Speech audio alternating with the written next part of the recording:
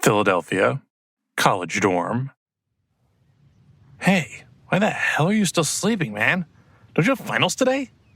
Charles Federer, lying on his bed, suddenly opened his eyes, and they were instantly filled with bloodlust. Damn it, he thought. Who the hell was dumb enough to exclaim something so loudly? Did they have a death wish?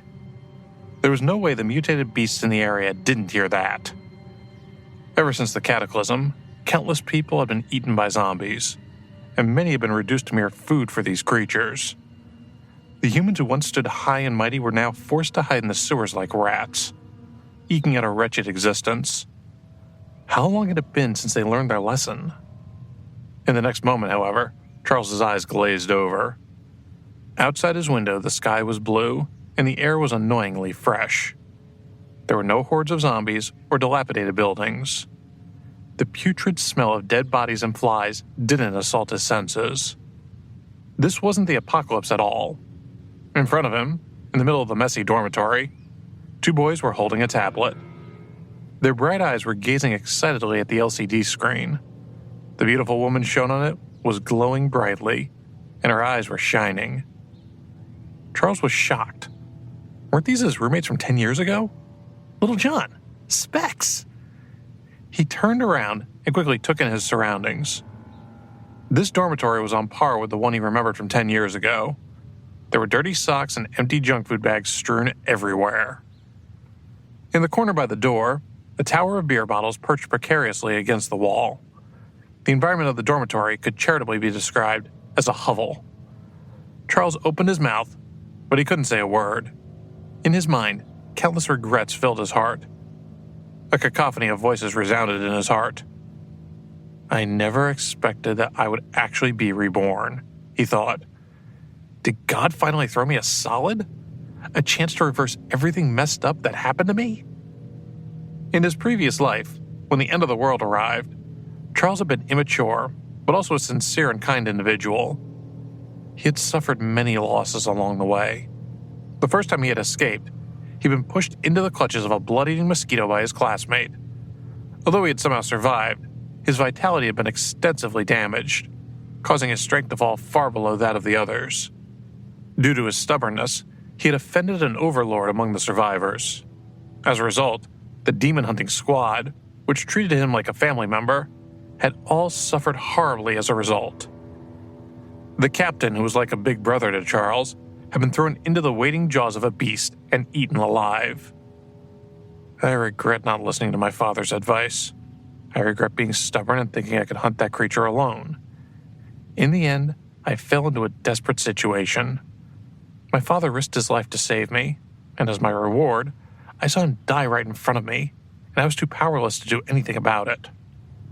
I regret it even more now. I shouldn't have been blinded by hatred. In the end, I lost control of myself and became an invalid. In order to get the recovery fluid to save me, the captain willingly sacrificed all 4 of his limbs, had himself forcefully augmented with machinery, and transformed into a biochemical mechanical beast. Tears welled up in Charles's eyes, and his heart felt ready to burst. His confidants, who had always admired him, had died because of him. Most of his former friends and relatives had died miserably as well. I once had the opportunity to become an evolved warrior. Because I'd lost so much vitality, I yearned for it. I once had a chance to awaken my talent, something akin to superpowers.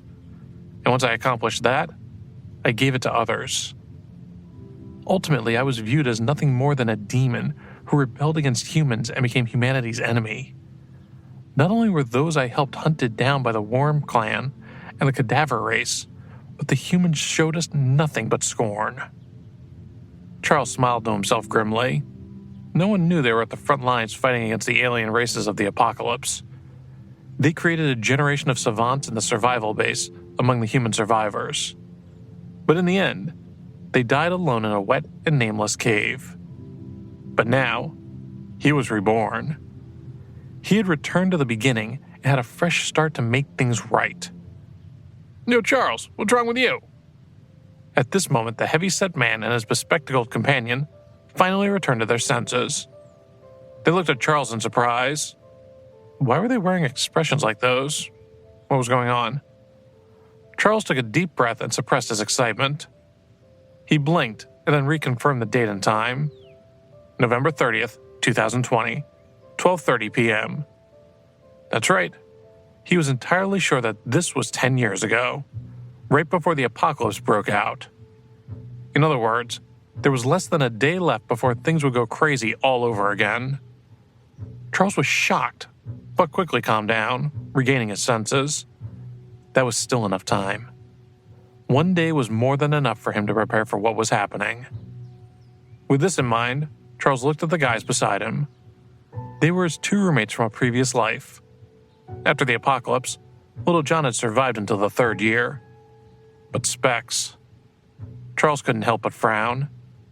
He hadn't heard any news about Specs throughout the 10 years since the apocalypse. It was possible that he had died not long after the outbreak. Thinking of this, Charles's eyes lit up. This afternoon, after their final exams, they would be on a semester break. Guys, I heard a virus similar to influenza is spreading. Sounds pretty serious. Pay attention to the news and try not to go outside after you get home. Charles continued. And make sure to stock up on food and water. No telling how long the situation might last. He looked at the two of them. Their suitcases had already been packed. It seemed that they were going to return home after the afternoon exam. The scene from 10 years ago appeared in his mind once again. You think it'll be that bad? Little John looked helpless, but he still seemed to understand the gravity of the situation. Then he nodded thoughtfully and accepted the fact. I also saw some weird news reports. There's been a lot of strange things happening in the world recently. Some mountains have cracked open for no reason, and in just one night, the trees in one field grew more than 30 feet tall. There were more and more unexplained events like that happening now. Exactly. Specs also started to look down on him. Nowadays, there are more and more stories popping up. Take this, for example. There's a spring about 10 miles wide in the Sahara Desert, and water constantly flows out of it. According to estimates, the Sahara Desert will turn into an ocean in a few years. There seem to be a lot of strange occurrences in our country as well, but no one has any real explanation for them. But they're definitely real, said little John. When I bought a train ticket a few days ago, I found that tons of trips were canceled. They said there was a mudslide or something, and the tracks are completely buried. Hearing the two of them talking about news on the internet, Charles sighed. In his previous life, strange news had already spread online, foreshadowing the arrival of the apocalypse. Unfortunately, he didn't pay attention to any of it. If he had made preparations earlier, he wouldn't have ended up like that. Forget it, we can't do anything about it after all. It's better to just stay at home and play games. Hey man, let's get going! Remember to go home early after you finish your exams. Specs turned around, pulling his suitcase behind him. He patted Charles' shoulder and left with little John. Remember what I said? Don't go outside and stock up on supplies. Be careful. Looking at their backs, Charles had mixed feelings in his heart. Little John had family in Montreal, Canada, while Specs was originally from Dallas, Texas. Those had been the most critical cities before the apocalypse, guarded by many soldiers, even though the event had only started a few months ago. But soon, under the management of the army, they would return to normal. With his advice, the two of them would most likely be fine. Considering as much, Charles felt relieved. Apart from the two of them, there was also Dog Eyes. The three of them were good friends with him. In their 3 years of college, they'd hung out together frequently. But he wasn't in the same department as Charles and the other two. He had already finished his exams yesterday and returned home. Dog Eyes lived in the countryside. He was also a pretty sensible guy. Even if he encountered a horde of zombies, he could probably take care of himself. Thinking of this, Charles shook his head slightly, thinking about what to do next. But the phone rang. He didn't even look at the caller ID and chose to hang up. At this moment, no matter how critical the issue was, he couldn't be disturbed. It was literally the end of the world. Less than a day had passed since the apocalypse. He had to prepare what he could as soon as possible. Of course, that included weapons. Fortunately, although his finances weren't as good as the other two guys, he worked hard and lived frugally, so much so that he still had a few thousand in his bank account. That money was initially intended to pay for his tuition fees for the next semester. But when the world was about to end, what was the point of paying off your debt? After Little John and Specs departed, Charles didn't linger. He grabbed his wallet, checked that he still had his credit card, and some cash, and promptly left the room. He hadn't even taken 2 steps outside the room when his eyes suddenly lit up. In the corridor, there was a fire axe hanging on the wall. Its entire body was painted red. Under the illumination of the lights in the corridor, it looked quite sturdy. Charles stopped to observe it. This object was more than half the height of an adult. It was also heavy. It would make a good weapon. He quickly grabbed the fire axe and held it in his hand, testing the thing out. Now that it was the end of the world, he couldn't care less about stealing public property. He held it in his hand and assessed it. That's right. This thing could easily break open a zombie's head. At the very least, it could ensure his safety during the first month of the apocalypse. During the early stages of the apocalypse, the zombies didn't have much strength. Moreover, their movements were slow. A fire axe was enough to split open their disgusting heads. But in the middle and later stages, the zombies began to evolve, as did their strength. This object wouldn't do much harm to them by that point. Charles removed the fire axe from the wall and looked left and right. No one noticed his actions. Only then did he take off his jacket, wrap up the medicinal fire axe, and quickly walk outside. He'd only taken 2 steps when a cold voice came from behind him. "Charles, the exam hall is in the other direction. Where are you going?" Charles raised his eyebrows and left without acknowledging the voice. "Stop right there. I'm one of the invigilators for the exam. Why the hell have you got an axe in your hands?" A slender figure stood in front of Charles. This might be a problem. Charles was feeling impatient and couldn't help but frown. "Who are you?" "Are you serious?" a female voice exclaimed. "Is your brain not working? It's Everly Robinson, you idiot." The girl in front of him raised her head slightly, her pretty face laced with coldness. She was the campus belle, and thus accustomed to guys throwing themselves at her left and right. But this guy thought she wasn't worth acknowledging? "If you miss this exam, you'll need to take a makeup test. Come with me to the exam room immediately." "What the hell? I don't have the time." Charles shook his head. He looked impatient. "By the way, Everly, I'd stock up on food and water if I were you. You must have heard a lot of strange rumors circulating on the internet. I can tell you with absolute certainty that the school will be out of power in the next few days, and public transport will be out of business." After saying that, Charles walked away. The end of the world was about to arrive. Charles didn't have the time or energy to waste on nobodies. But even so, he thought Everly deserved a heads up. Although she was arrogant, she was also a diligent student. However, the end of the world was coming. Even Charles didn't have the confidence to lead a woman to survive in a world that was about to undergo such a horrific transformation. The only thing he could do was tell her to prepare more food and water. After leaving the school, Charles looked at the bustling streets and sighed. After tomorrow, the city would be in complete ruins. On the way, Charles heard the voices of passers-by. "Have you heard? Blue Knob is 50 miles away from our city. Something big seems to have happened. There are troops heading over as we speak." "Who knows? I'm still trying to figure out why our house has been running out of water these past few days. I heard on the internet that tons of places are in chaos right now. Some countries are banning inbound flights. People say that the end of the world is coming." He looked up and saw panic everywhere on the road. There was a massive queue in front of the ATM outside the bank. The supermarket was packed with people. They were buying food in a frenzy. A large number of police officers were trying to maintain order on the streets. With the arrival of the apocalypse, people already had a rough sense of what was going on. Unfortunately, in his previous life, he was still in school at this point, living a willfully ignorant university life. He didn't know a damn thing until it was too late. Charles carried the wrapped fire axe and went straight to an outdoor equipment store close to the campus. "Hey, can you open the blade for this thing?" Charles didn't waste any time. As he spoke, he threw the axe in his hand onto the counter. The owner was a middle-aged man, and when he saw Charles, he immediately frowned. A university-age student coming into a store brandishing an axe? Was this some kind of prank? Kid, I'm here to do business. I won't play with you. Hurry up and scram. The man waved his hand impatiently and said with a frown, Kids these days had too much time on their hands.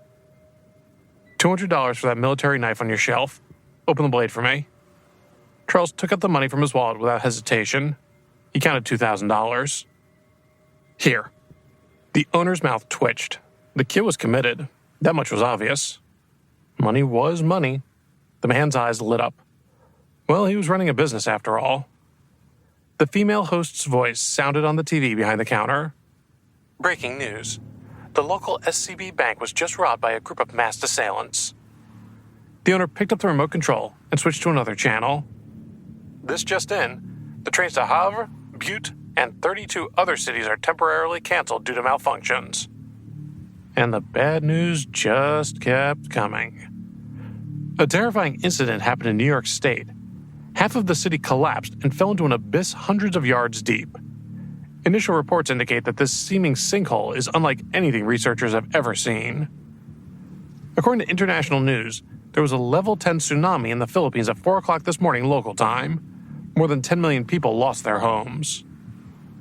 In many European countries, there have been increasing reports of people being attacked and eaten alive by...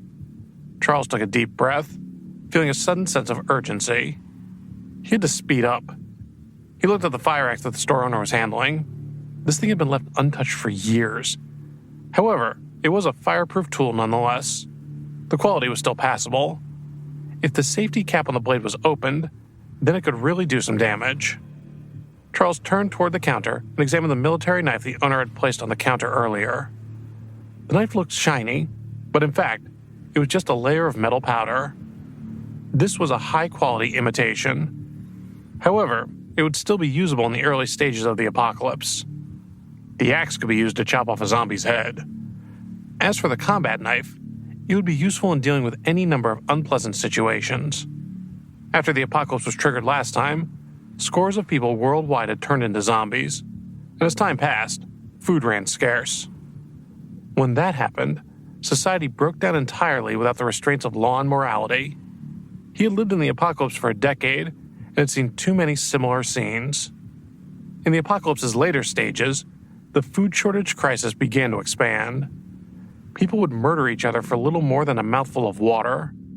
This was human nature at its most brutal. After exiting the store, Charles walked around the area and bought a set of assault clothes for field exploration. This was professional extreme sports equipment. However, this set cost several $100s in total. Others might not think it was worth it, but Charles knew otherwise. This clothing was extremely useful in the post-apocalyptic era.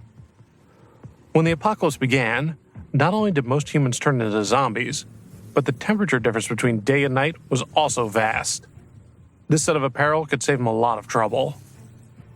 After buying the clothes, Charles stored a lot of food. Whether it was appetizing or not didn't matter. Anything was better than nothing. Ideally, though, it would be highly energized. After the apocalypse, no one cared whether their food was well cooked or not. As long as they could survive, anything would suffice. After buying a shopping bag full of food and water, Charles returned to the dormitory with 2 weapons. It was already night. It was the world's end, less than 5 hours to go. After dawn, the mutations would begin. Yet, Charles wasn't in a hurry. He closed the door and windows of the dormitory. He didn't want to encounter a surprise attack from the zombie after waking up. After that, he had a hearty makeshift meal to build up his strength. Once dawn arrived, he would fight for his very survival. That afternoon, he had already called his family. He told his parents to stock up on non-perishable items for as long as they could. He thought of his younger sister, who was still in high school. Charles sighed. The two of them were very far away from each other. It wasn't enough for them to rush over before the world's end. In his previous life, after the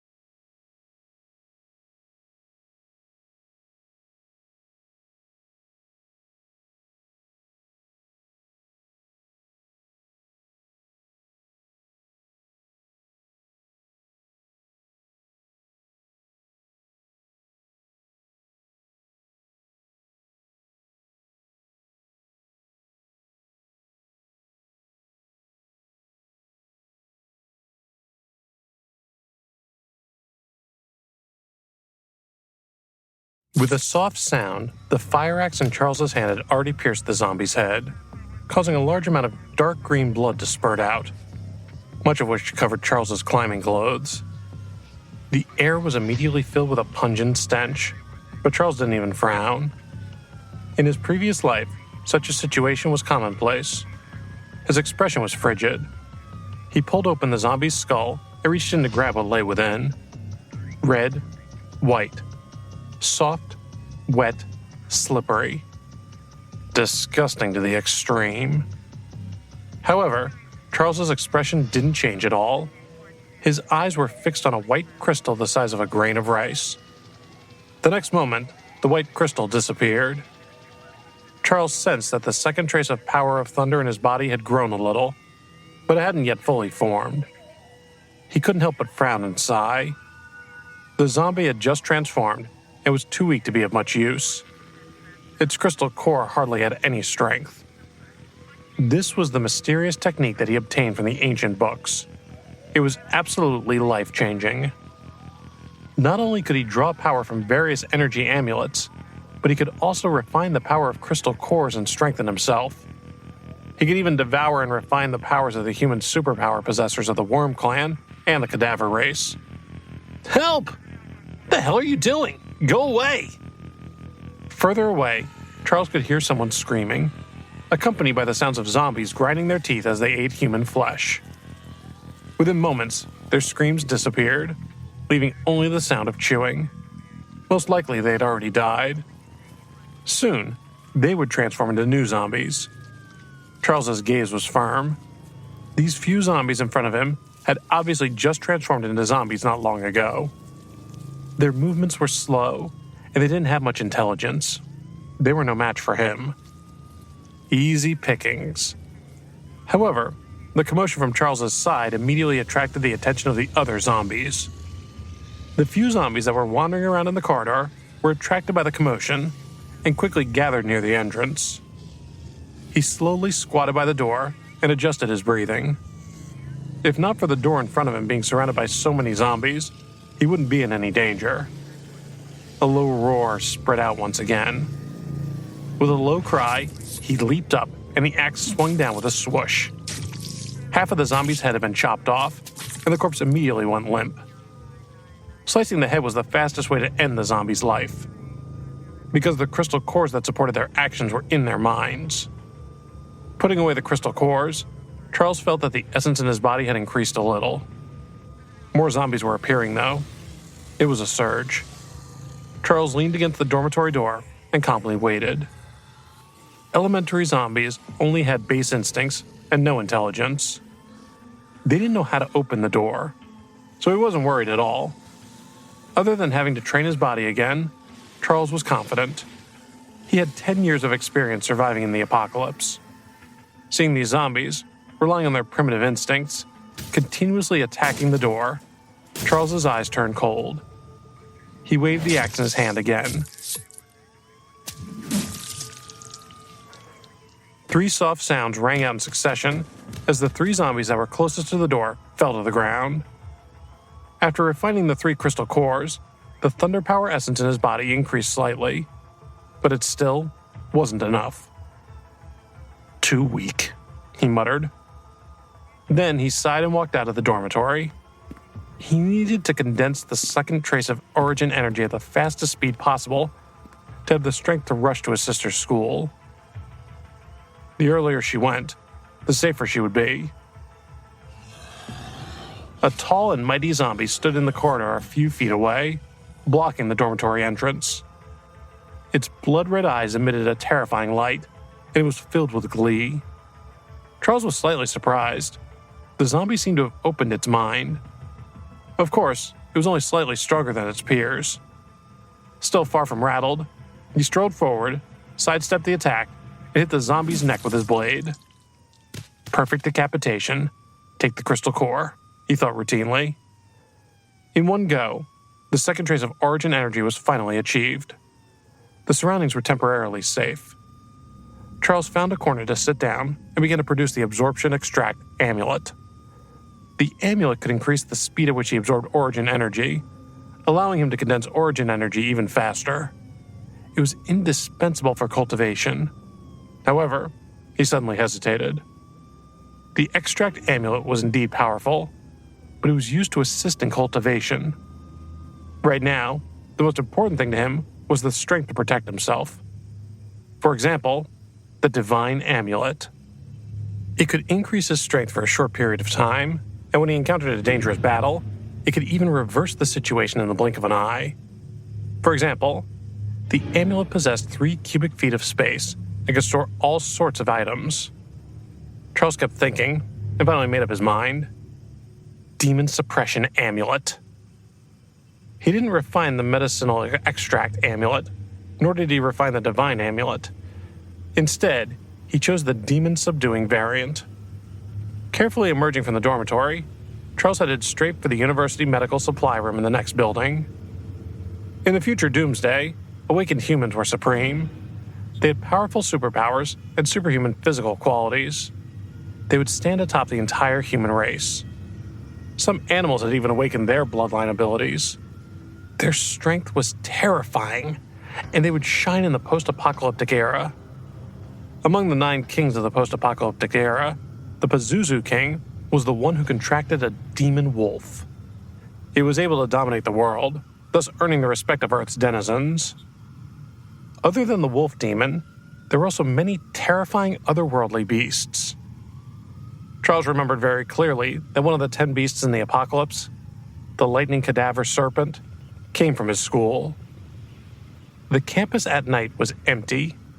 Going from the boys' dormitory to the hospital room, the shortest distance in a straight line would take him through a small forest. Charles rushed in without hesitation. The small forest was the holy place for dating. At this time, it naturally became the gathering place for the zombies. Charles chuckled when facing a female zombie with a bare upper chest. What had this girl been up to? He kicked the ground, stepped on the other party's silicone chest, and brought down his axe with great force. From behind him, a male zombie pounced. Charles turned around and swept the axe, connecting with the zombie's waist. Then, putting away the crystal core, he rushed straight to the school medical room. Although it was a good place to level up, he gave up on this small forest after considering his younger sister. The plan in his mind was very simple. First, he would go to the school medical room to subdue the lighting cadaver serpents. And then, he would go to the girls' dormitory downstairs to retrieve the car. Thankfully, the door to the school infirmary was open. Charles rushed in quickly. With a casual sweep of his eyes, he saw a glass bucket on the shelf of the infirmary. There was medicinal wine in it. In the medicinal wine was a 3-foot-long black snake. It was cold. The black snake that had been dead for a while now. Yet, there were traces of purple electric currents crackling through its body. It was still transforming.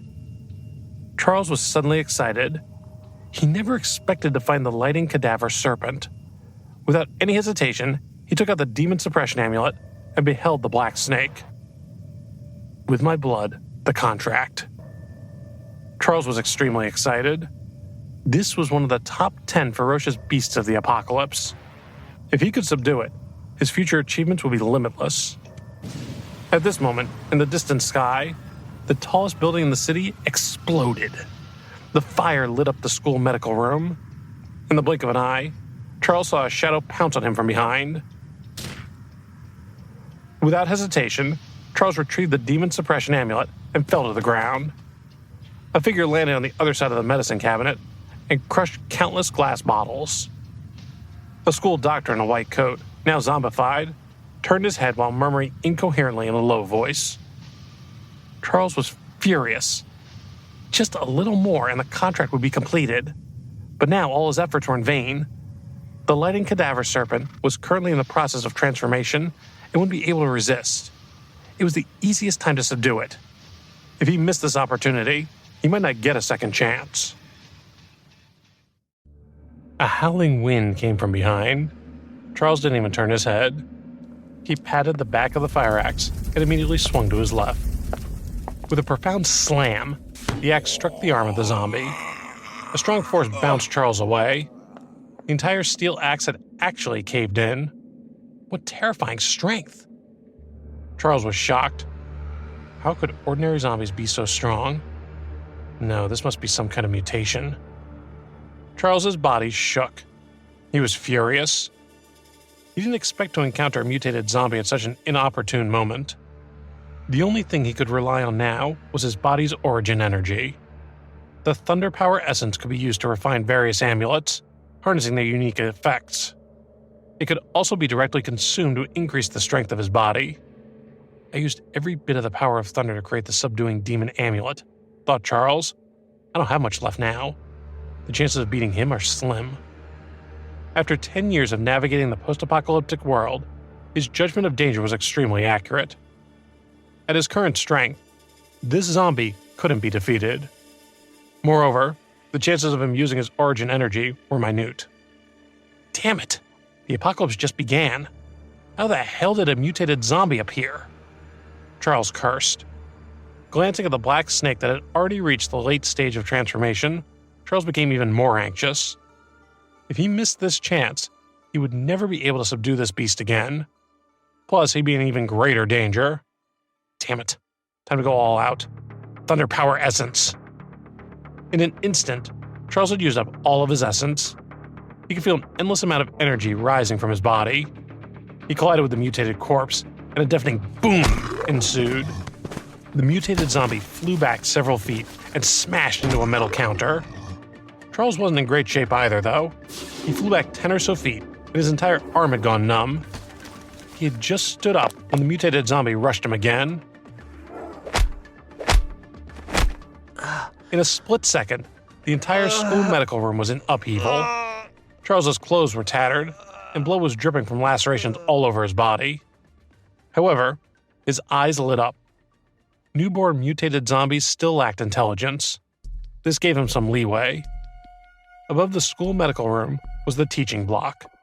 There were a total of 7 floors. It was already late at night, and there weren't many people in the building. Charles ran upstairs with the mutated zombie hot on his heels. He needed to get to the roof. In the blink of an eye, he had already planned out how to deal with this thing. Logically speaking, there should be no one in the school building since it was already night. There shouldn't be any zombies either, but there were always exceptions. Perhaps 2 students were cuddling in one of the vacant classrooms, for instance. When the disaster erupted, these people would have been turned into zombies. When Charles rushed up to the 3rd floor, a female zombie suddenly launched herself at him. She wore a black leather jacket on her upper body, but there was nothing below. Charles let out a cry. The fire axe, which had already transformed earlier, rushed up from the bottom and sliced right through her stomach. Blood splattered onto the wall like ink from a busted pen. Charles didn't even turn, burying his head and charging straight forward.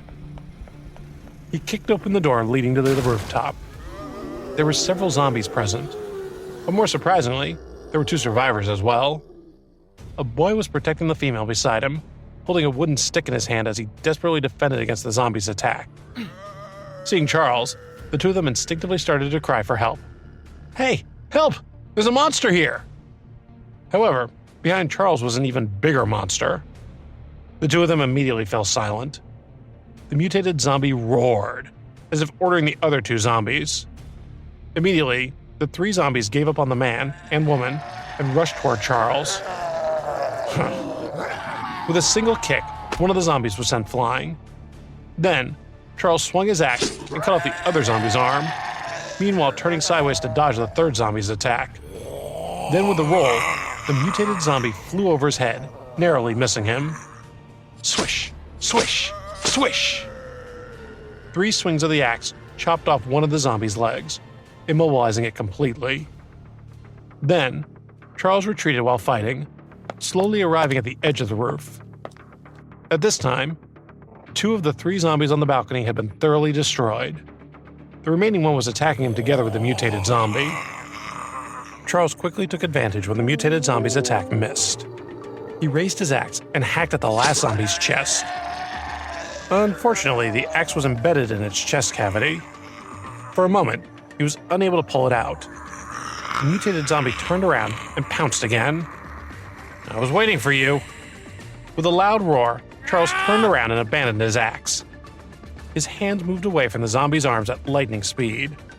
He grabbed the beast's collar and retreated to the edge of the roof. He knelt on the ground, stretched out his legs, and placed them on the zombie's stomach. Then he threw the zombie over the edge with all his strength. The powerful inertia brought the zombie along with him as he flung it backward. Now the mutated zombie was no more a hideous mess on the ground below. Letting out a long breath, Charles got up from the ground. He picked up the axe and cut the zombie that was still crawling toward him in half. He put away the 3 crystal cores and dragged his tired body quickly downstairs. This chase had pushed him to the limits of what he could do right now. In just less than 10 minutes, he climbed 7 floors and killed 4 low-level zombies. He even managed to take out the mutated zombie. This would have to be enough. With my blood, the contract. Charles controlled the demon suppression amulet and placed it on the black snake's head. It soon emitted a dazzling light and became deeply imprinted on the creature's brain. In the next moment, the demon suppression amulet flashed, and the black snake that was soaked in the medicinal wine disappeared. It turned into a rune and fell to the ground. On Charles's arm, a shallow tattoo appeared. About time. Charles heaved a sigh of relief. He had finally succeeded. The lighting cadaver serpent, one of the most powerful beasts of the apocalypse, had become his contracted beast. After its transformation, there were still a few days of hibernation left. Although it wasn't useful now, when it awoke, it would bare its fangs for sure. Charles exited the room. On the open ground downstairs, the mutated zombie lay in a broken heap. Charles could open its head expressionlessly and found a round red crystal core. It contained a huge amount of energy. After absorbing the crystal core, Charles's body surged with vitality. The power of thunder used to create the demon suppression amulet had not only replenished itself, but it had also increased significantly.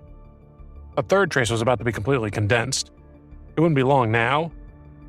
Well, at least one thing has gone right for me today. Charles was delighted. Not only did he manage to subdue the lighting cadaver serpent, but even his origin energy had increased slightly. The most immediate increase in origin energy was the increase in Charles's physical strength. He was a completely different person from an hour ago. Although he had gone through an intense battle, he felt much more relaxed now. After resting for a few minutes, he used the recovered origin energy to create another divine amulet, the Flame Amulet, before stowing the fire axe on his back. He quietly passed through the small clearing and headed straight for his dormitory. The valuable supplies he had collected earlier were still there. There was no way he could leave them unattended for too long. Anybody could steal them. Now that he had obtained the lighting cadaver serpent, he had to bundle everything together and move on. However, when Charles returned to the room, he groaned out loud. You're kidding me. His supplies had completely vanished.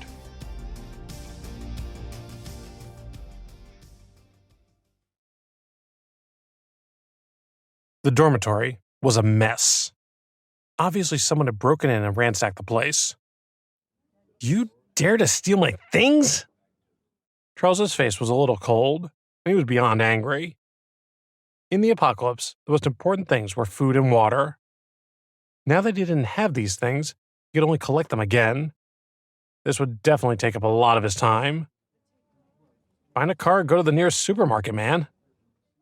Charles had immediately made his decision. Now was not the time to be angry. He needed to gather more food, pronto. Charles immediately left the dormitory and carefully headed downstairs. There was never a lack of luxury cars in the female dormitory of the university, especially below the girls' dormitory at night. Charles! Charles, save me! Charles had just arrived at the girls' dormitory when a surprised voice sounded. Damn it, idiot! Charles immediately cursed. On the first floor of the dormitory, in the window on the left, a figure appeared and waved at him. There wasn't just one person waving at him. Inside the dormitory, arms were waving everywhere. Many people had anxious looks on their faces. Some were injured and smeared with blood. All of them wanted to attract Charles's attention as much as possible. A girl with messy hair, wearing only pajamas, beckoned to him semi-seductively. Through the locked door of the dormitory, she shouted, "As long as you save me, I'll do anything for you." Behind her, 3 mutated zombies appeared, and in the next second, the girl had been bitten several times over.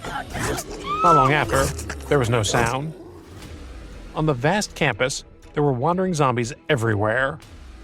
The aviation alarm also sounded, but it was unable to dispel the fear in everyone's hearts.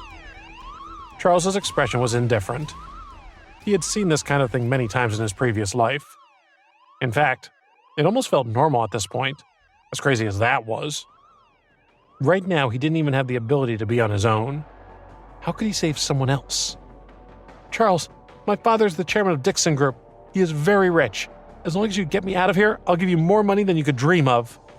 My dad is the deputy mayor. Many people shouted, hoping that Charles would save them. Charles shook his head. After the end of the world, everything was in chaos. Money? Money meant nothing in the apocalypse. Its biggest use was to build a fire to keep warm. What was the use of money now? Power? It was even more useless. The only thing that mattered in the apocalypse was who had the bigger fist and who had more food. That was about the extent of it. Students, you have to listen to the orders. I believe that rescue teams will arrive soon.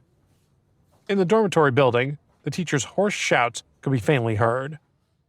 However, the only response he received was a faint sobbing sound. The teacher held a loudspeaker in his hand and shouted loudly, "We need to be strong. We still have hope." Ah! In the next second, a tragic cry rang out.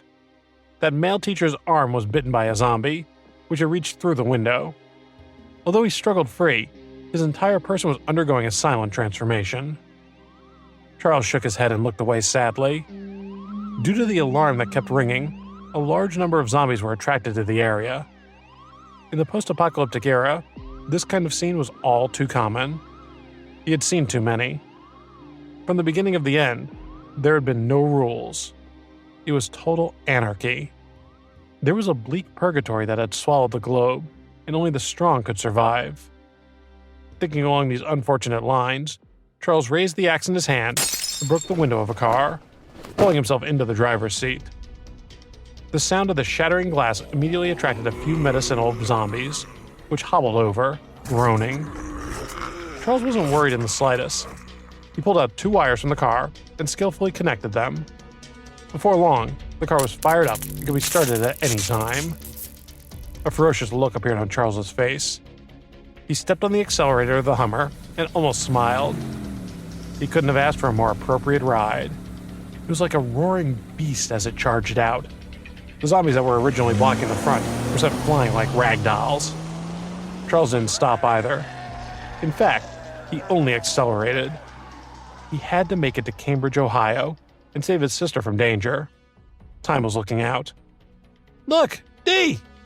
Someone is driving through the zombies! Many people in the surrounding dormitories immediately noticed Charles. Please take me away. Take me away and I can be your girlfriend. I'll be like your servant. Please. I'll be your girlfriend and I'm prettier. All the women started shouting. Charles shook his head. Women? After the apocalypse, those powerless women were left in a hopeless position. Sad as it was, they were amongst the cheapest goods. And the more beautiful a woman was, the more miserable she was. Charles drove straight to the main road of the school. There was a desolate scene sprawling before his eyes. On the campus, there were still a few medicinal zombies wandering around the campus.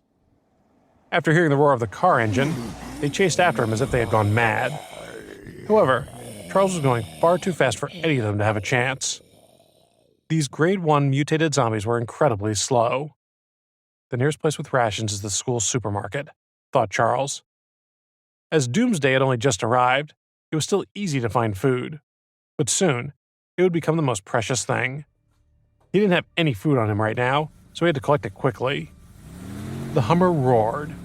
Charles walked along the main road of the school. He passed through a bustling street and was surprised by the amount of activity. One zombie after another stopped in front of the school's supermarket. The car approached, but Charles frowned. There were dozens of zombies gathered around the supermarket. Clearly, there were people inside. At this time, the surrounding zombies had already heard the sound of the car engine, and their attention was completely attracted. They no longer cared about the few people in the supermarket. Instead, they rushed toward Charles. When Charles saw the group of zombies rushing over, He wasn't afraid at all. He sneered, revving the engine. Then he stepped on the gas pedal and went straight for them. The roar of the engine was like thunder, and the entire body of the car was shaking violently. Demonstrating terrifying power, the Hummer in the wilderness was like a high-speed train as it crashed into the zombies, which instantly collapsed. Charles charged all the way through, smashing most of the zombies around him. Then he turned the car around and headed straight for the supermarket's main entrance. He did not have the slightest intention of stopping. Charles drove straight into the supermarket. Rows of shelves were knocked down, and countless goods flew into the air. Charles drove all over the place without stopping. The Hummer crashed into countless shelves. He made a circle in the supermarket, turned the car around, and left the place again. Only then did Charles stop. He wasn't sure if there were any medicinal zombies in the supermarket. It was safest to drive straight in. If there was really a large number of medicinal zombies inside, with the Hummer's power, it could escape at the first sign of possible danger. Charles sat in the car and heaved a sigh of relief. He had already seen clearly just now. There were only 2 girls in the supermarket. They looked at him in shock. Other than these people, there were no medicinal zombies. He didn't care about these people either. After all, he was going to Cambridge, Ohio to find his younger sister. It was a good thing to store more food. More than half of the surrounding medicinal zombies had been dealt with, and the danger had already been reduced significantly. Charles stepped out of the car and rushed into the supermarket. He was about to start collecting as much food as possible. However, just as he reached the door, he heard surprised voices. 2 young girls rushed out and looked at him with excitement. "Charles?" It was a loud cry for help. "Charles, can you take us with you?" Charles frowned, cursing internally. It wouldn't be easy for him to kill all the surrounding zombies. She was so loud. Was she trying to lure all the zombies over or what? At that time, all the people present would be finished. "Shut up!" hissed Charles. "You trying to get us all killed?" "Charles, how dare you talk to me like that?" said the girl, who was wearing a short skirt and black silk stockings. Charles raised his eyebrows disdainfully and received a powerful slap. Without hesitation, he slapped the girl right back. His life was more important now. "Charles, is that really you?" A soft voice came from the other side. It was a girl wearing a plain white dress, revealing her long snow-white legs. She had an elegant appearance and an otherworldly temperament. Charles frowned. Only then did he realize that these 2 women were his classmates. The latter was Alice Thompson, the school belle of the school. Here they were, together again. "Tell her to shut up if she doesn't want to die," Charles said fiercely, glaring at the woman on the ground. Alice Thompson and Samantha Timberlake were both frightened. Was this still the Charles they knew? "Zombies!"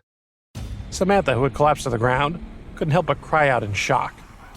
Because she was frightened, her voice was sharp and loud. "God!" said Charles in disbelief. He turned around and saw that, indeed, a group of medicinal zombies had rushed over from not far away. The closest medicinal zombie was less than 10 feet away from him. There was no time to react at this distance. He could only take the thing head on.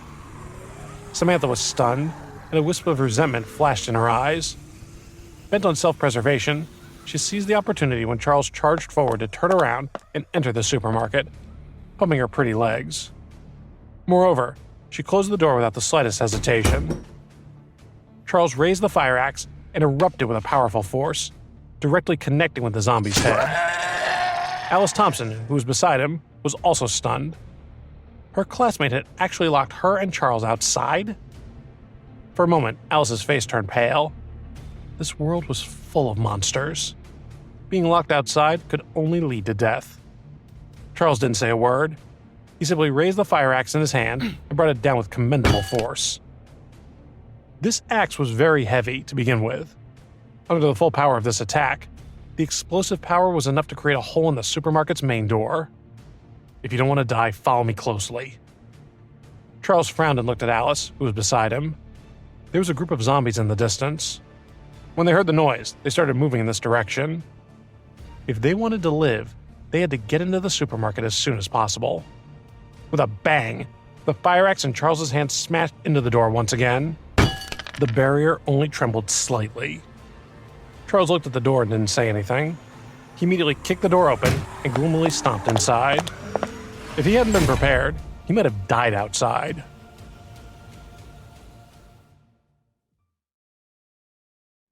Charles, Samantha looked at the door of the supermarket that had just been broken open by Charles. She walked in timidly. Her heart was beating fast. She looked at the bloody axe in Charles's right hand. It was stained with colorful zombie blood. Her legs were shaking. All of a sudden, she screamed and fled. Compared to Charles, her speed was slow. Even with the heavy axe in his hand, Charles caught up to Samantha. He grabbed her clothes and pulled her over.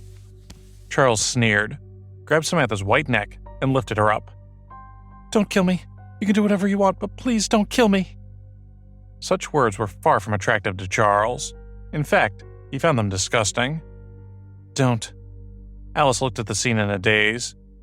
Even if Samantha had locked her outside the door just now and only cared about protecting her own life, she still couldn't bear to watch Samantha die like that. From the back door of the supermarket came the roar of zombies and the sound of a hammer hitting the glass. Meanwhile, more and more medicinal zombies were piling in. 7 or 8 waves of them. An ocean of death. Charles frowned slightly. He had to end this quickly. If he was late, something bad was bound to happen. Given his current physical condition, Charles had a very high chance of dealing with a few zombies. But what he was afraid of was that it would attract even more zombies. The solution might be worse than the problem itself. Once all of them were attracted by the commotion, 10 lives wouldn't be enough for Charles to escape death. With this in mind, Charles let go of Samantha and said coldly, "If you want to live, fine. I'll give you a chance. Go and block those medicinal zombies in the back door, though. Don't let them in." Charles looked at her coldly, and Samantha felt her body tremble as she quickly replied, "No problem. I'll stop them. Send the fast food and mineral water to the car as well. Even if you can't put them down, it's still a fortress. Stuff in as much as you can." Charles didn't care about Alice's dumbstruck expression. He then gave Alice an order. "If you want to live, listen to me. Hurry up." The zombie was already in front of him. He did not have the time to collect resources bit by bit. Charles swung the axe. Alice only felt a cool breeze blow past her face and suddenly woke up. She hurriedly replied, "Ah, good. I'll give it to you right away." Seeing that the two of them were already in position, Charles waved the axe and rushed out of the supermarket. Emerging outside, he took the initiative to kill the entire cluster of zombies. This scene stunned Alice and Samantha, who were frozen behind him. Charles welcomed the first zombie with a swift swing of the axe. The sound of bone shattering rang out, and green blood immediately splattered in every direction. Charles subconsciously closed his mouth and eyes to prevent himself from being infected by the corrosive blood. Then he grabbed the zombie's abdomen with his left hand and dug into the creature's head. In an instant, another crystal core was absorbed. "Damn it," he shouted. "What are you two still standing there for? Hurry up and move!" Charles turned his head and saw Alice looking at him in a daze. She looked absolutely thunderstruck as she muttered, "Is this really Charles?" At this point, Samantha and Alice were startled awake. Complicated emotions flashed through their eyes, but they didn't think too much about them. They didn't have the time and didn't dare to say anything. The zombie was right before their eyes, and its appearance terrified the girls. If they wanted to live, they'd have to get used to this kind of thing. Alice packed up the instant noodles, ham sausage, fish slices, crackers, and dried fruit. Then she loaded them into the off-road vehicle. The off-road vehicle was spacious enough to store a lot of supplies. They'd have enough to eat for many days. Charles smashed open the third zombie's skull and absorbed the crystal core. Then, having done so, he took the opportunity to glance at his new companions, who now were moving non-stop. His heart was at ease.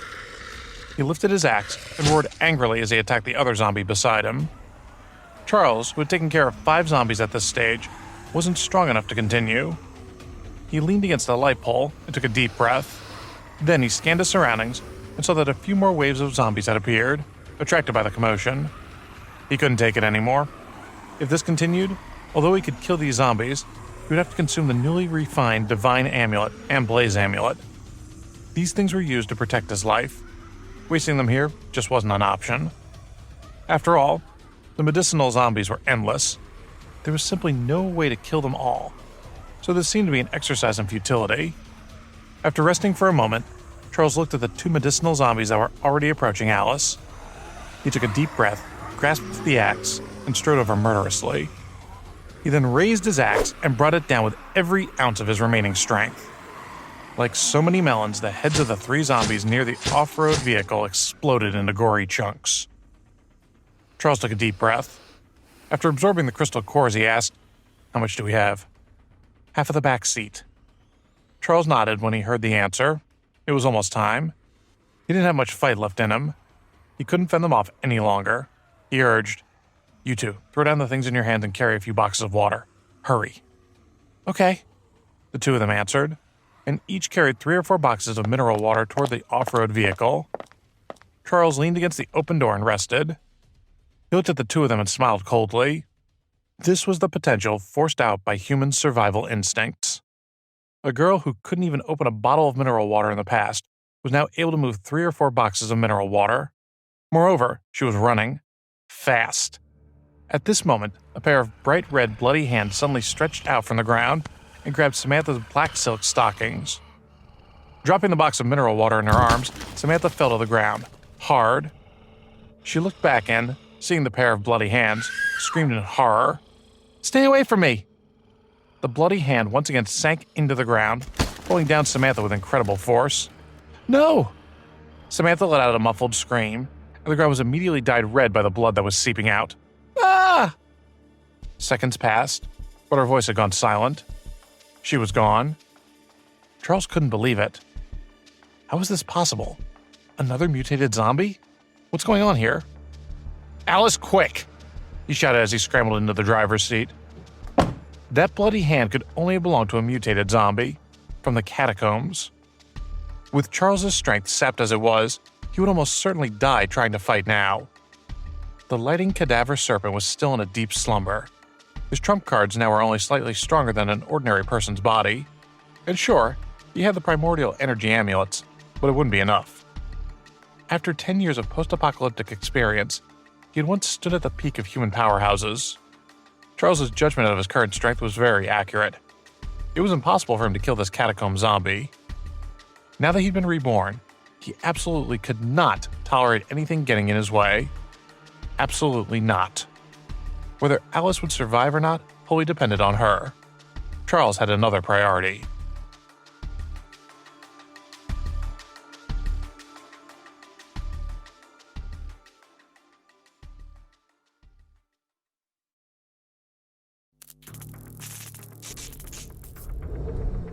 Charles had already lit the fire.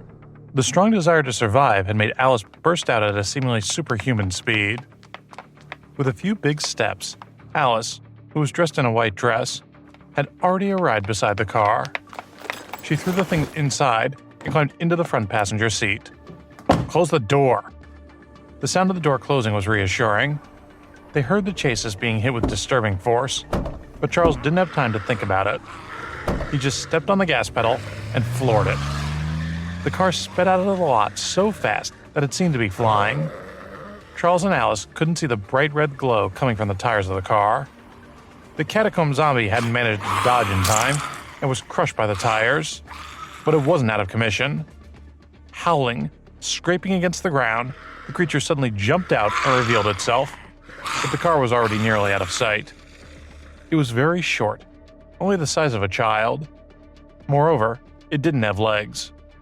However, its hands were very large, more than twice the size of its body. It relied on its hands to walk. At this moment, the front half of its hands were freakishly flat, having been crushed by the vehicle. It stared at the back of the Hummer and took a deep breath. This action was very similar to that of a hunting dog that relied on its sense of smell to search for prey. Then he placed his hands on the ground and started to run along in a comical manner. Back in the car, Alice's breathing became softer, but she was still in a state of shock. She kept touching her full chest to calm herself down. What happened today? Those zombies. Charles had killed them without even batting an eye. And those huge bloody hands just now. The impact on her was too great. As an ordinary person, she simply couldn't digest it. All of the changes would take some time to adapt to, but she'd get there, if she lived that long.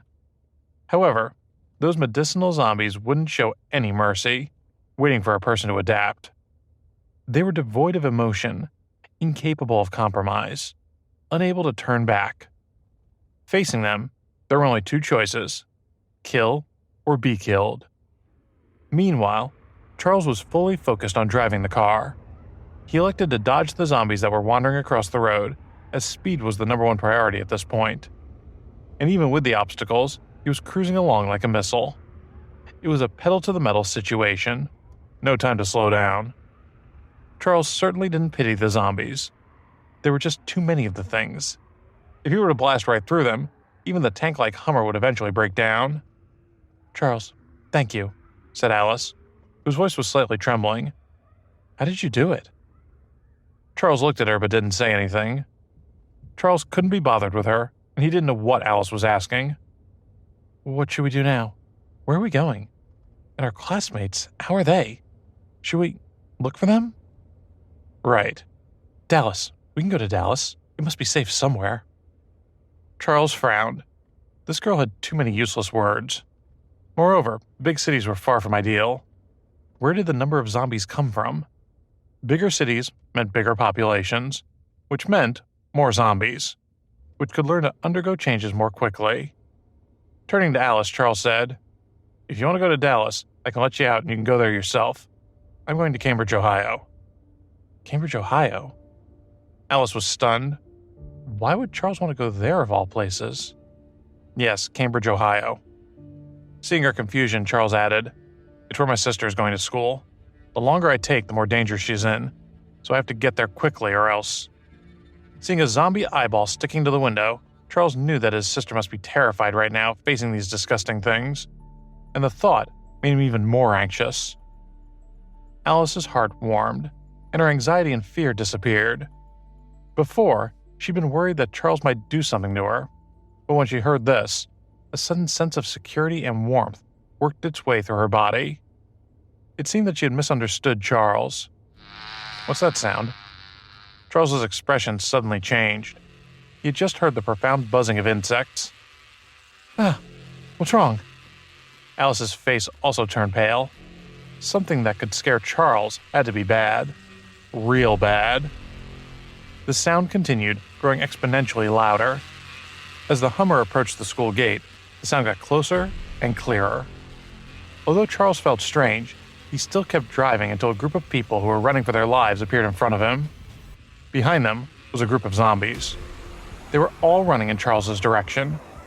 When the students saw Charles's car, it was as if they had seen their savior. They ran over madly howling, "Save me! Save me! Please, you've got to help us!" These people were dead for sure. Charles had already concluded as much. He understood what was going on, and he didn't have time to get particularly upset about it. What kind of monster is that?" asked Alice. Her mouth was wide open, and her face was full of disbelief. Goosebumps rose all over her body, and fear once again wrapped around her heart, cold and unforgiving. Two words to describe these things: big and dense. They were neither medicinal zombies nor creatures of the cadaver race. These suckers were as red as maggots, but their bodies were the size of large dogs. Their heads had a large lupine eyeball, just the one, and they flapped their ugly wings, letting out alien cries. Those monsters not only attacked humans, but the zombies. Anything they could get a hold of. When their eyes opened, they revealed sharp, shark-like teeth, and they devoured everything in front of them.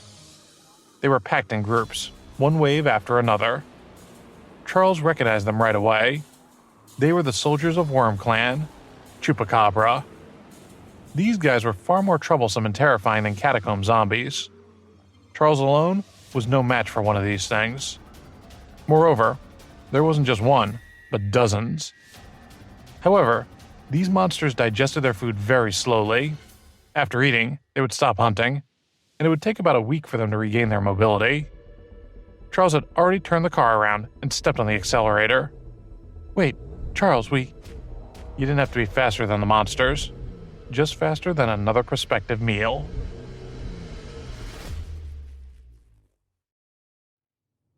This is the end of the world. Aren't you going to save them? Charles smiled coldly. Save them? Who's going to save us? He said frankly, if you want to get out of the car to save them, then go. I won't stop you. You. Alice was stunned. She wanted to question Charles, but just as she was about to speak, she swallowed her words. In this situation, not only can you not save people, but you also throw your own life away for nothing. Not to mention those white bugs. Just the zombies under those bugs can easily tear your body apart and clean the meat off your bones. Charles suddenly turned the steering wheel, pulling a 180. He then said, in the end, they turn into the excrement of bugs and return to Mother Earth. Is that what you want? But Alice was still worried and wanted to say something. Charles looked at her and recalled the memory of being abandoned, framed, and almost killed.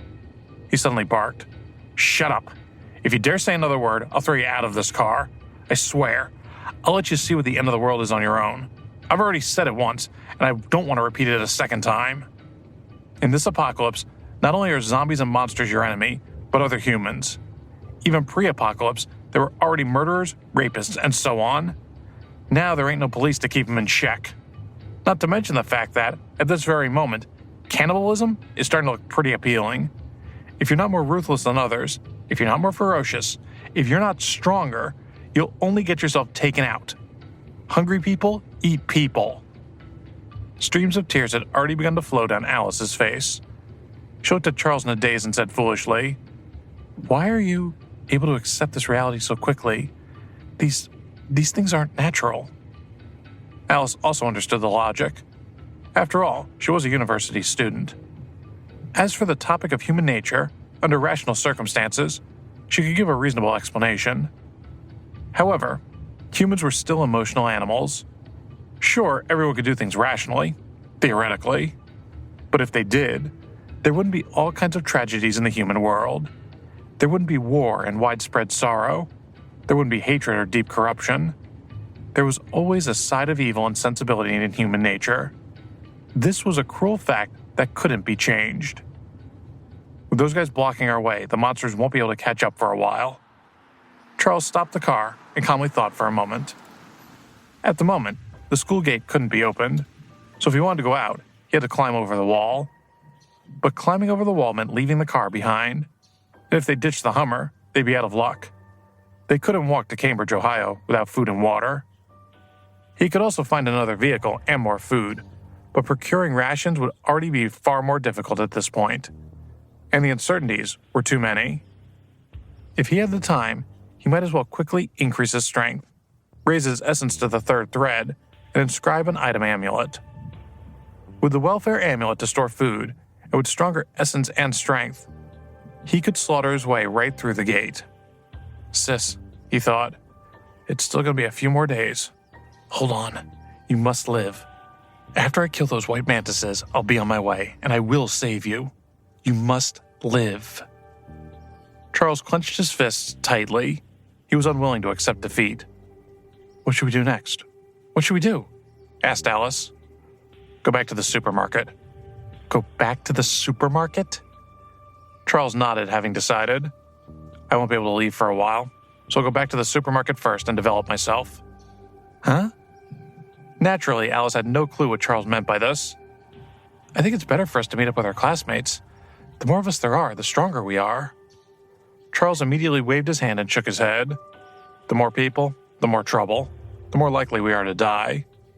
"But there will be a way. Everyone will work together to overcome this crisis. Isn't it better than fighting alone?" "You're right." Charles agreed. He smiled coldly and said, "You're right. But what you said only exists in your imagination. The truth is that everyone is afraid and running away. In times of danger, if you want others to die for you, that is the group of people you yearn for. In fact, godlike enemies aren't that scary. The truly scary ones are your own teammates, the ones who cheat you at the critical moment." He would never forget being pushed into that monster mosquito by his classmate, and it had profoundly altered his worldview. "That's only a small number of people. I don't believe that all the students are like that." As she spoke, Alice looked like she was trying to convince herself. Her pure white face was stained with a lot of blood, but it became more and more pure and otherworldly. Her clear eyes stared at Charles intensely. She pointed at him at last and said, "Like you, Charles." "Me?" Charles was stunned. He pointed at himself and laughed. "It seems you have misunderstood me." Suddenly, Charles grabbed her hand and pulled her over.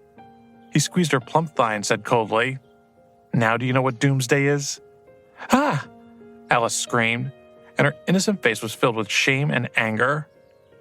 Suddenly, a pair of huge hands smashed onto the engine in front of the car. "Ah! Hands! Charles! Hands!" Alice recognized the giant hands, the same ones that had killed Samantha. "I can see. You don't need to narrate everything that goes down, okay?" Having said this, Charles lightly withdrew his hand. However, the person waving his hands before him was a little funny. His body looked like that of a 7 or 8-year-old.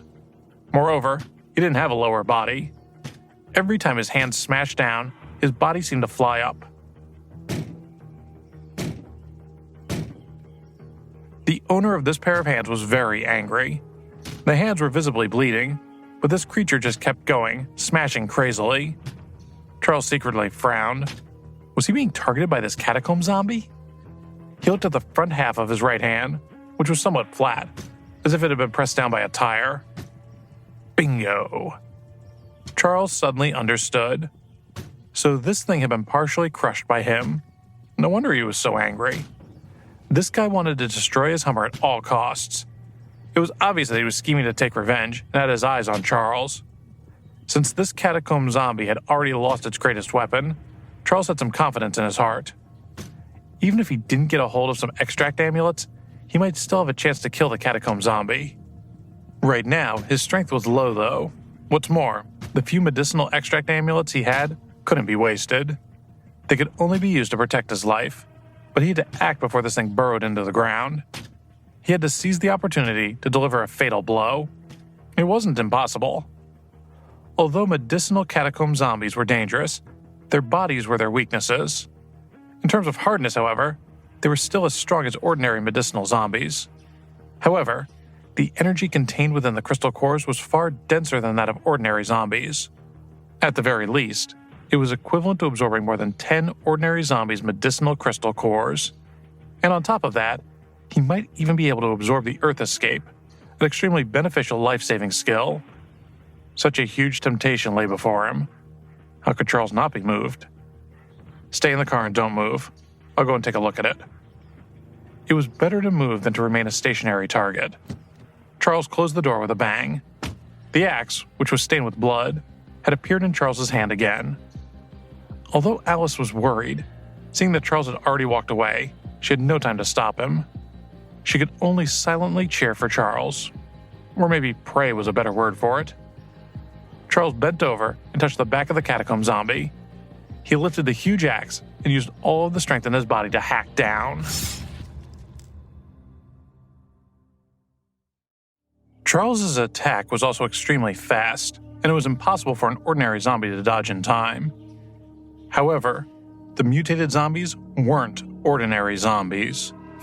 The giant hand that was dripping with blood raised and blocked the infant's head from the axe. Red blood burst out. The huge hand sustained a deep cut, and the blood flowed along the handle of the axe and onto Charles's own hand. It slid down his arm, covering his body and even getting inside his clothes. At this point, the catacomb zombie let out a strange cry. A cool feeling came from Charles's body, and a few seconds later, the cold places began to itch. Ordinary zombies' blood wouldn't have any abnormalities. Although they had all kinds of colors, even if they covered his entire body, as long as they didn't fuse with the cells in his body, there was nothing to worry about, despite the disgusting experience. However, catacomb zombies were different. Their blood would make people itch and ultimately break out into bubbling boils. In his memories, there were quite a few people who couldn't help but scratch the itch and break the blisters. Then the medicinal zombies' bacteria would invade their bodies, and in the end, they would turn into corpses, facing a life worse than death. This process was horrible just to look upon as a third party. It was something that Charles had always made a point of avoiding, but now it was too late. He really couldn't let go of the fire axe. Without it, he wouldn't be able to face the medicinal zombies head-on. Facing these monsters barehanded, he'd perish in no time. However, the fire axe was firmly stuck in the giant's hand. He tried to pull it out several times, but it was no use. Damn. Charles broke out in cold sweat. He'd been careless. Not only did he underestimate the medicinal catacomb zombie, but he also overestimated his current physical fitness. The inertia of the previous 10 years had caused this kind of accident to happen to him. The small eyes of the catacomb zombie glowed red as it looked at Charles. The pain this time was even more intense than being crushed by a car. The hatred for the car had now been successfully transferred to Charles. The other hand suddenly changed. The tip of the finger turned into a thin nail that was as long as a needle, and a faint black gas was being emitted from it. Obviously poison. With a strange cry, it stabbed Charles.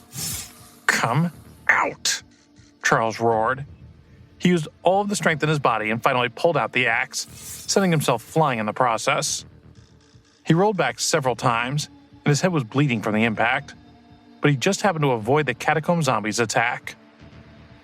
Charles used the axe's handle to support his body, feeling like an old man with a cane. He half squatted on the ground and panted heavily. With a roar, the catacomb zombie slapped the ground with both hands and disappeared in front of Charles's eyes. Charles's heart tightened. He hurriedly stood up and closed his eyes. Although his power of thunder was still weak, it could be used to increase his perception.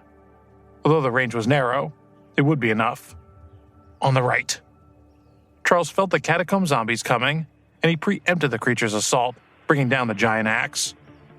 A wretched wail came from the ground. Unseen by Charles, the catacomb zombie's eyes turned even redder. Charles saw the small bump on the ground and ran like crazy. This wasn't good. Charles took a breath and glanced at the lighting cadaver serpent tattoo on his hand. Unfortunately, it still hadn't woken up yet. Some serpent backup could make all the difference. But forced to give up on the thought, he hurried back to the car, shouting to Alice who was inside, "Give me water!" Huh? It seemed like a strange time to quench one's thirst.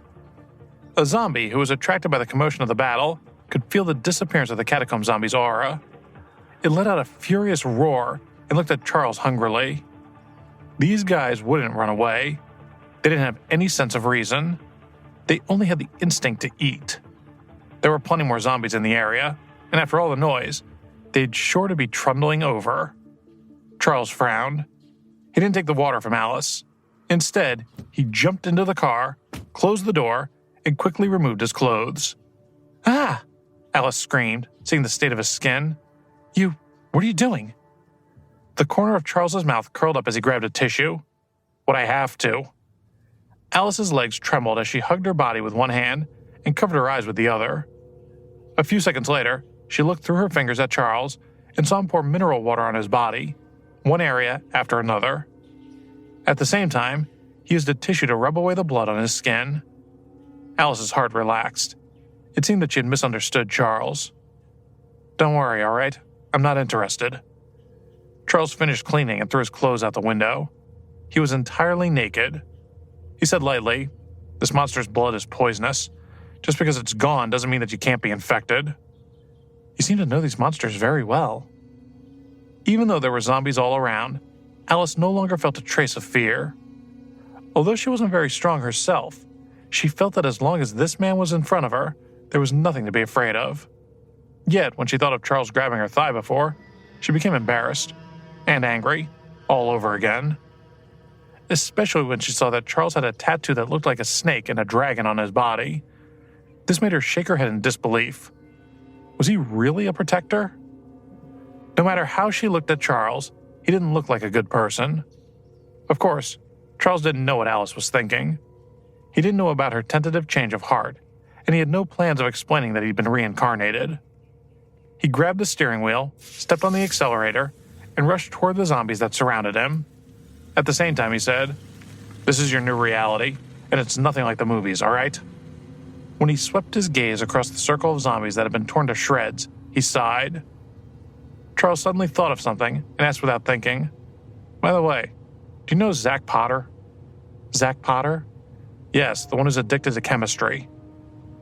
Alice was surprised. She was familiar with this name.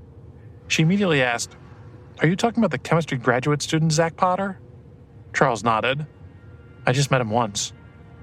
Alice was a little curious. Why did Charles suddenly ask this?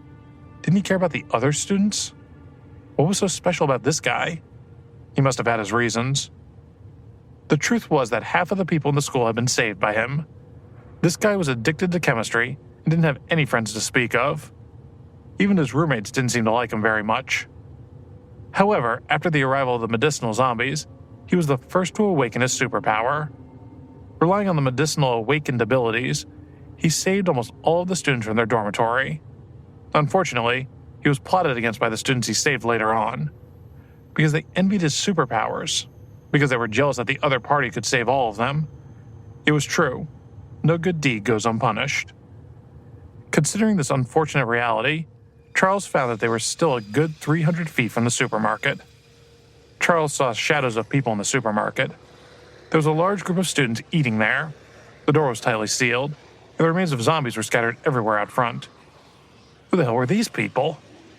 Couldn't be good. Charles parked the car further away so as not to be robbed, then pulled on fresh clothes. Alice got out of the car and followed close behind Charles. The two of them bent their bodies and walked toward the supermarket. "Why does it smell like it's burnt?" Alice asked warily. Charles shook his head, indicating that he didn't know either. He took the two of them to the entrance of the supermarket. The two students at the entrance widened their eyes and looked at Charles in disbelief. They shouted, "Charles? Alice? Is it really you?" Charles also recognized these two male students. Charles hadn't seen them in 10 years in his memory, though. It would have been strange if he could recall their names. He'd never been very good in that department to begin with. "Keep your voice down." Charles looked around and asked, "How did you guys get here?" The students inside were also attracted by the commotion outside. A few students walked out and looked at the two of them in surprise. "That Zach Potter kid has become like a mage or something." With a wave of his hand, a fireball appeared. "For him, killing zombies is like child's play, man," said a student who walked out of the room. While he spoke, he was waving his hands in the air dramatically. He almost looked proud, as if he was the one who had awakened. Charles nodded thoughtfully. Well, that explains the burnt smell. But this shouldn't have happened so fast.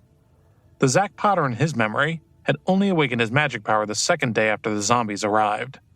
This time, he'd awakened on the first day. They got food because Zach Potter woke up and came to the supermarket the next day. They had food and water. As for Samantha and Alice, they'd probably died in the supermarket a long time ago. Such a change. Was it the butterfly effect or something? Other than the monsters he was familiar with, his classmates were different as well. Could it be that because of his rebirth, everything around him had started to change? Another student walked into the room, and after looking at Charles, his expression changed drastically. "Charles, you still have the gall to come back?" "Oh?"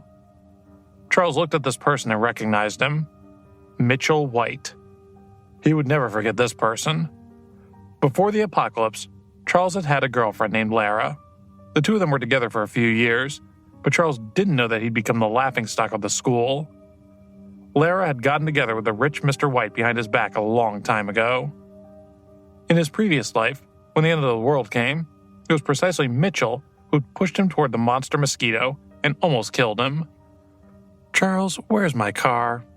A female classmate followed closely behind Mitchell. She held the corner of Mitchell's clothes and looked at Charles angrily. It was none other than Lara. Charles didn't know how she'd managed to escape from the female dormitory. However, knowing Lara, she'd probably managed to do so by stepping on the bodies of the other girls. This woman had a vicious heart. Smashed to pieces by the zombies, Charles lied without a hitch. He looked coldly at Mitchell and said, "Mitchell, truly not good to see you, man." When the apocalypse came, there were no rules. Everything was based on strength. Mitchell had tried to kill him in his previous life. How could Charles not take revenge for such a huge enmity? His eyes were cold and full of killing intent. He immediately walked to Mitchell, ready to pummel him into the ground. Suddenly, the corner of his mouth curled up into a cold smile. He had suffered so much in his previous life. Mitchell must be returned the favor. He should also experience the pain of being covered by countless monster mosquitoes sucking blood. Charles stopped and gave up on the idea. Temporarily. Likewise, Charles. Just a shame that you're still alive. When the other students saw this, they all stood in the middle and acted as mediators. Everyone had their own approach, but the common theme was apparent. They all needed to focus on their common enemy. The enemy in front of them could only be a zombie. These students were still very rational for the time being. In fact, although this seemed to suppress the problem, it didn't solve it. Sooner or later, the tension would demand to be released, probably with a very big bang. These days, the solution to every problem involved death. There were about 100 students in the supermarket, including people whom Alice was familiar with. Charles replied to their greetings indifferently, and Alice chuckled, walking away with the female student she was familiar with. Charles found a relatively clean corner and lay on his side to rest. Every large group would be divided into smaller teams. It was obvious that Zach would be the general leader. After all, Zach was the only genius amongst the awakened. Naturally, the students would prioritize him. Even an Iron Man wouldn't be able to withstand the continuous battles, let alone Charles, whose physical fitness was far from that level. His eyes were half closed as if he had fallen asleep, but Charles was actually still paying attention to the movements of his classmates, because he knew that a bloody battle would likely come next. With such a violent movement here, how could it not attract the attention of the zombies and monsters? Furthermore, that medicinal catacomb zombie. Charles knew that they'd cross paths again, and probably soon. It would only take the thing a couple of days to recover from its injuries on its own. But all it needed was fresh human blood. 2 or 3 people would do, and it would be fully recovered just like that. While the students were chatting in a relaxed manner, another bright red streak cut across the floor. 7 or 8 more followed in violent succession. They burst forth from beneath one student after another. The blood continued to flow in a crazy manner. Ah! There's a monster! Mother! Zach, save me! A student whose lower body was torn apart crawled away pathetically. The others screamed and moved away, unwilling to help. Hands! What the hell? Some people cowered in the corner, trembling in fear. Don't be afraid, everyone. With Zach here, there must be a way. Yeah! Zach, quick! Burn him to death! What are you still standing there for? Burn him! Zach? It seemed that something was wrong.